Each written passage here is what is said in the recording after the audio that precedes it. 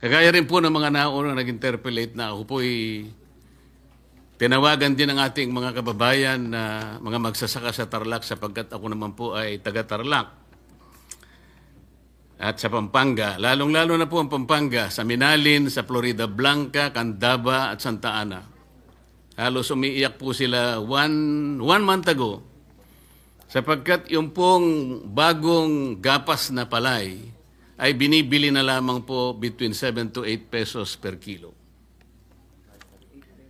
Ang nabilad naman po, Mr. President, Your Honor, 11 to 12 pesos per kilo. Sabi po nila, umiiyak po sila literally. Nakakaawa po ang kanilang kalagayan kaya biniro ko na lamang po sila. Bakit ako po ang tinawagan ninyo? Kasi po Kapampangan kayo eh. Si Senador Lito Lapid, Kapampangan din. Pero kako, ganito po ang gagawin natin. Kakausapin ko po ang aming mga kasama at pag-uukulan po natin ng atensyon ito pong problemang ito. Tama naman po na kailangan natin pong lunasan kaagad. Sapagkat kagaya po ng sinabi nila, wala na po kami kanyang kinabukasan pagka ganito ang patuloy na mangyayari sa amin. Mr. President, next to interpolate is the distinguished gentleman from Tarlac and the province of Rizal, no other than Senator Rodante Marcoleta. I move that he be recognized, Mr. President. Senator Marcoleta is recognized for his interjections. You may proceed, sir. Thank you very much, Mr. President. I wonder if our colleague is still able to accommodate a few questions despite... Yes, Mr. President, Your Honor. Okay. Thank you very much, Mr. President, Your Honor. Your Honor, alam po ba ninyo ang nakakain ng isang Pilipino na bigas sa loob ng isang taon? I don't have that data, Mr. President, Your Honor. According to the Philippine Statistics Authority, ang isang Pilipino po, ang tawag po nila rito ay per capita consumption of rice. 122 kilos daw po ang nakakain ng isang Pilipino sa loob ng isang taon. Sa mga tweet, kinuwenta ko po 122 kilos times 115 million Filipinos divided by 20 something kasi para makita po natin per metric tons. Ang national consumption po pala, base po sa kwenta ko, Mr. President, 14 million metric tons of rice. Ito po ay 2024. Nagtataka po ako bakit binase nila sa 115 million Filipinos. Marami pa po namang mga sanggol Hindi pa naman kumakain ng bigas yung mga yun Sabaw ng bigas, kinakain po yun, Mr. President. Meron din pong mga probinsya ang ating bansa na kumakain ng kasaba. Sa Mindanao po siguro, marami doon. Meron din tayong mga lugar na mais ang kinakain, lalong-lalo na po sa Cebu. Sana po ay ibinawas sana ito. Ganun pa man, kahit na aminin po natin, Mr. President, na sa official record po ng PSA, ang atin pong consumption ay 15.5 million metric tons. Dinagdagan pa nga ng 1 milyon Sa kwenta ko 1 milyon at kalahati. Tinanong ko rin po yung production natin ng the same year. Ang sabi po nila, 19.3 million metric tons. So, ang sabi ko po, kukunti naman pala yung consumption natin. Mas malaki pa pala yung pinroduce natin, 19.3 million metric tons. Ipagpalagay mo ng 15.5 million metric tons ang kakainin ng bawat isang Pilipino. Di sana hindi tumaas ang presyo ng bigas. Wala pa pong importation dito, Mr. President. Sa production pa lang natin, kayang-kaya na nating takpan ang pangangailangan po ng bawat isang Pilipino. So nagtanong po ako sa aking mga kaibigan sa mga concerned agencies na ayaw na po nilang ipabanggit ang mga pangalan for obvious reasons. Paano po ako nangyari yun? This seems to be a very big conundrum for all of us.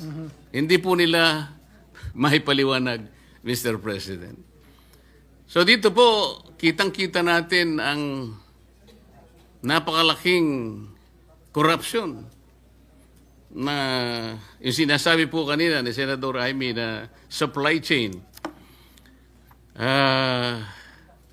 Kahit na po hindi natin tingnan doon eh. Dito pa lang sa statistics na ito eh. Sobra po ang ating production kaysa pangangailangan natin sa pagkain. Kaya nakakabahala po kung bakit wala pa pong importation dito, bakit ganun na po ang kinalabasan. Kagaya rin po ng mga naunang nag-interpellate na ako po'y tinawagan din ng ating mga kababayan na mga magsasaka sa Tarlac sapagkat ako naman po ay taga-Tarlac. At sa Pampanga, lalong-lalo na po ang Pampanga, sa Minalin, sa Florida Blanca, Candaba at Santa Ana. Halos umiiyak po sila one month ago sapagkat yung pong bagong gapas na palay ay binibili na lamang po between 7 to 8 pesos per kilo. Ang nabilad naman po, Mr. President, Your Honor, 11 to 12 pesos per kilo. Sabi po nila, umiiyak po sila literally. Nakakaawa po ang kanilang kalagayan kaya biniro ko na lamang po sila. Bakit ako po ang tinawagan ninyo? Kasi po Kapampangan kayo eh. Si Senador Lito Lapid, Kapampangan din. Pero ako, ganito po ang gagawin natin. Kakausapin ko po ang aming mga kasama at pag-uukulan po natin ng atensyon ito pong problemang ito. Tama naman po na kailangan natin pong lunasan kaagad sapagkat kagaya po ng sinabi nila, wala na po kami kanyang kinabukasan pagka ganito ang patuloy na mangyayari sa amin. Sa Tarlac po, katulad po ng pinag-uusapan nating tarification law, yung biyaya at pangako ng rice tarification law, sa barangay ko lamang po ay halos meron pang natitirang between 35 to 40 farmers na nabubuhay, Mr. President, Your Honor. Pero isa man sa kanila, nung tanungin ko, yung iba po ay meron ding nakalista sa RSBSA, pero ang karamihan po ay wala doon. Kaya nakikita ko, bakit wala sila sa RSBSA at yun namang nasa RSBSA, wala naman tinatanggap. Kaya kailangan po sigurong makita natin lahat yun, Mr. President. I totally agree with you, Mr. President, Your Honor. Pero kanina medyo nakabulabog, nabanggit yung numero. Tama talaga kayo doon. Kung totoo yun, 14 million metric tons lang kailangan 115 Filipinos to makukonsume na rice in a year versus 19 million metric tons ang pinoproduce natin sa ating bansa na bigas. Ba't pa tayo mag-import?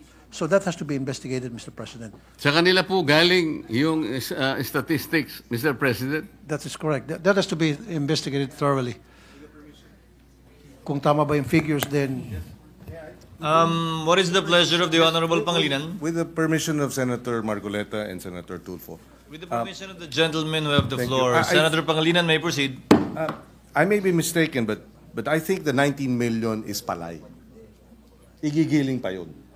And 60% of that 19 million metric tons of palay becomes rice. So it's about 11.9 to 12 million na bigas. Kaya yung importation mo, yung consumption is 15 million bigas, 19 million yung palay.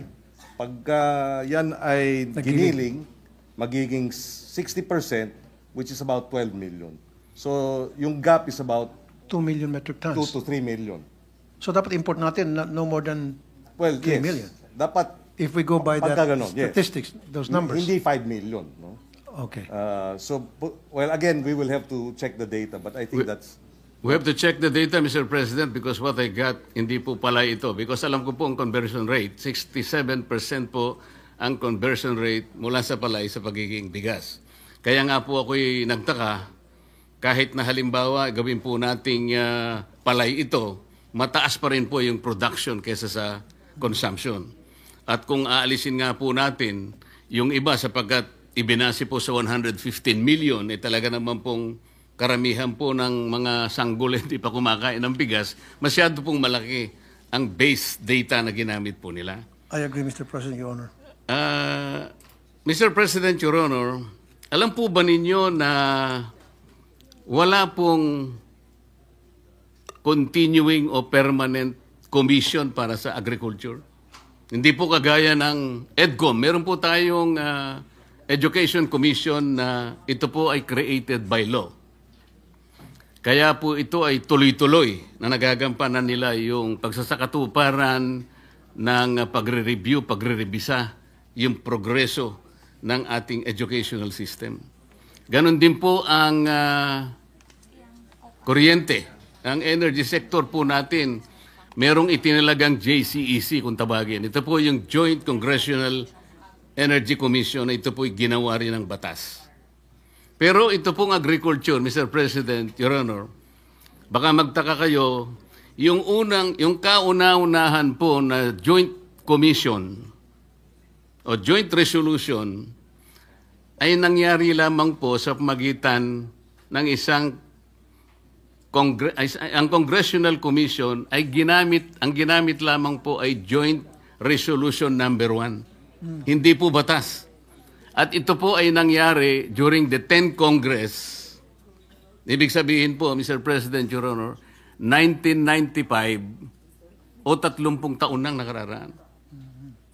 Baka sakali pong i-consider ninyo, Mr. President, Your Honor, isabatas po natin ang pagsasagawa ng isang komisyon na magmo-monitor. Kasama po ninyo ako doon, sapagkat ako po ay isa ring magsasaka. Para sa ganun po, tuloy-tuloy ang pagsasagawa ng kanilang tungkulin. Sapagkat ang agriculture po ay may tuturing nating economic backbone ng ating bansa. Mahalaga po ang kuryente, mahalaga ang education. Ngunit hindi natin matatawaran na mahalaga din po ang agriculture. Tama po ba? I definitely agree with you, Mr. President, Your Honor. Hindi ko po sinasabi na ayaw ko pong iwasan na sakasakali ang NFA makatulong po. I am with you in probably revisiting the NFA's function in relation to what it can do para sa ganun po ay maayos natin ang ating problema. But let us not put our eggs in one basket, Mr. President, Your Honor. Alam po ninyo, nakita ko po marami na pong mga batas na ginawa ang Congress. Meron po akong masasabing mga ilan sa inyo. Halimbawa, meron po tayong batas na ginawa. Hindi ko na lang pong maalala, ilang taon na nakararaan. Na doon po ay nagkaroon ng mandato na bigyan natin ng guaranteed price ang palay. Let us revisit that, Mr. President. Nandun po sa batas yun eh. Guaranteed price for palay. Ngunit hindi natutupad. Hindi nangyari. Sapagkat ang problema po rito ay implementation.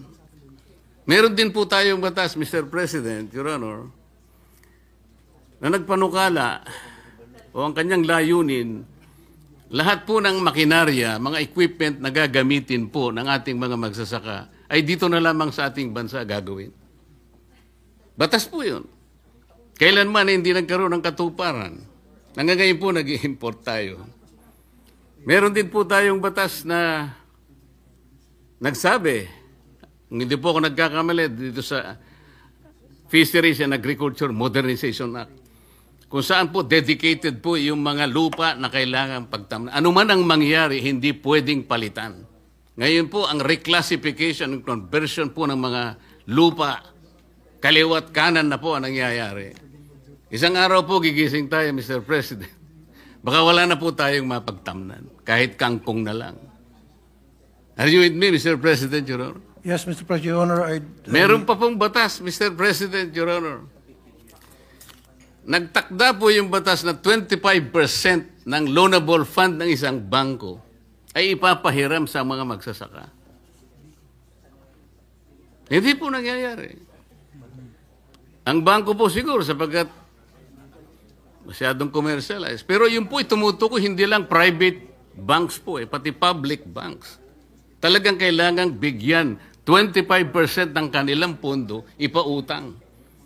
Gumawa po sila ng paraan para maiwasan ito, ibinigay sa mga mangungutang na kunwari related sa agriculture, doon po napunta kaya napakaraming warehouse po na nangyari. Pero sa farmer po, Walang masaya. Ano pong gusto kong ipaintindi, Mr. President? Ang oversight function po ng Congress ay napakabisa rin.